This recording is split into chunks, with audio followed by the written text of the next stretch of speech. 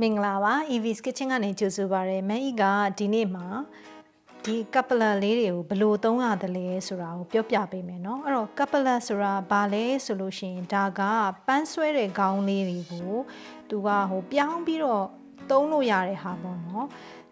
ဘယ်လိုဖြစ်တယ်လဲဆိုလို့ရှိရင်ဥပမာပေါ့เนาะအစိမ်းရောင်လေးကိုမကြီးတို့ကဒီpiping bag ထဲကိုထည့်ထားမယ်ဆိုလို့ရှိရင်တစ်ရွက်ကလေးကိုဆွဲတဲ့အခါမှာဒီခေါင်းလေးကိုသုံးမယ်အဲ့ဒီအစိမ်းရောင်နဲ့ပဲနောက်ထပ်တခြား design လေးတွေဆွဲကျင်နေဆိုရင်ဒီလိုခေါင်းလေးတွေပြောင်းပြီးတော့သုံးလို့ရတဲ့ဟာပေါ့နော်အဲ့ဒါလေးနောက်ထပ်အိတ်ထပ်ထည့်စရာမလိုဘူးအိတ်တွေကိုညှက်ထုတ်စရာမလိုဘူးဒါလေးနဲ့သုံးလို့ရတဲ့ဟာလေးအဲ့တော့တချို့ကမကြီးကိုမေးတယ်ဒါကဘလို့သုံးရမလဲအမကြီးဆိုလို့မကြီးပြောပြပေးမယ်ပေါ့နော်ဒီမှာခေါင်းအသေးအတွက်သူကအဲ့လိုမျိုး size ကလေးတွေလာတယ် size အသေးရှိတယ် size အကြီးရှိတယ်ပေါ့နော်နှစ်ခုစလုံးကိုမကြီးထည့်ပြပေးမယ်အမှန်မှာတော့မခက်ပါဘူးဒါပြောလိုက်ရင်နည်းနည်းလေးပြောလိုက်ရင်သိသွားပြီเนาะအဲ့တော့ဒီကပ်ပလတ်လေးတစ်ခုယူမယ်သူကဒီလိုလေးလာတယ်ဒါအရစ်ကလေးနဲ့အဲ့ဒါကိုအရင်ဖြုတ်လိုက်ရတယ်ဝဲဦးလဲမျိုးပေါ့နော်ဒီအဖုံးဖွင့်တယ်လို့မျိုးပဲလှည့်ဖွင့်မယ်ပြီးရင်ဒီဟာကိုဒါ piping bag ထဲမှာဒီလိုလေးလာထည့်မယ်ဒီအကွင်းလေးကအပြင်မှာเนาะအပြင်မှာထားမယ် piping bag ထဲကိုထည့်မယ်ထည့်ပြီးပေါ့เนาะဒီနေရာလောက်အထိကိုမကြီးတို့ကညှက်ထုတ်ပေးရမယ်ဒီမှာကြည့်ဒီလိုလေးဖိလိုက်ရောဖိလိုက်ရင်ဒီမှာအရာလေးပေါ်လာတယ်ဒီမှာအခုအရာလေးဖြစ်နေပြီအဲ့ဒီအရာလေးအတိုင်းကိုကတ်ကြီးနဲ့ညှက်ထုတ်လိုက်မယ်ဆိုရင်ဒီမှာ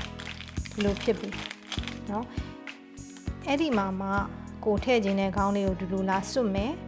စွတ်ပြီးတော့မှခုနဂွင်းလေးကိုပြန်ပြီးတော့စွတ်မယ်ပြီးရင်လက်ရာရည်လှည့်လိုက်ရင်ဒါဆိုရင်ပြီးသွားပြီเนาะဒီထဲမှာမှpiping bag ထဲကို cream ဖြည့်ခြင်းနဲ့ဆိုလို့ရှိရင်မှဒါလေးကိုလိမ်ပြီးတော့လည်းဖြည့်လို့ရတယ်ပေါ့နော်ဒါကတော့ cream ဖြည့်တာကတော့နောက်ထပ်တက်ပေါ့ဒါကတော့ကပ်ပလတ်ကိုဘယ်လိုလေးသုံးနည်းပေါ့နော်နောက်တစ်ခုလှုပ်ချင်တယ်လဲချင်တယ်ဆိုရင်လည်းဒီလိုပဲဒါလေးကိုဖြုတ်မယ်နောက်ခေါင်းတစ်ခုတက်မယ်ဒီလိုလေးတေချာလေးလှုပ်ပြီးတော့ရသွားပြီဒါကအသေးအတွက်เนาะအကြီးအတွက်လည်းထိုနည်း၎င်းမယ်မကြီးပြန်လှုပ်ပြပေးမယ်เนาะဒါအကြီး size အကြီးခေါင်းအကြီးတွေအတွက်ပေါ့နော်ဒါကိုလည်းလိုပဲထည့်မယ်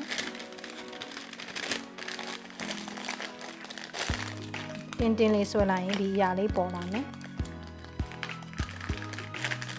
ပြီးရင်ဒီအရာအတိုင်းညှက်မယ်ဒီလိုလေးထွက်လာမယ်ပြီးရင်ကိုတက်ချင်တဲ့ခေါင်းကိုတက်မယ်ဒီမှာလာတက်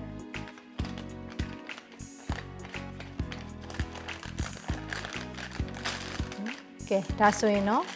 ပြီးသွားပြီဘာမှမခက်ဘူးเนาะလွယ်လေးပဲဒီလိုမျိုးကပ်ပလတ်လေးတွေသုံးခြင်းအပြင်မကြီးတို့က piping bag ကလေးတွေကိုနည်းနည်းသုံးတာကို short ချလို့ရတဲ့အရောင်တူနေတာအတွက်ဆိုရင်ပေါ့เนาะဒါဆိုရင်တော့ဒီလိုလွယ်ကူ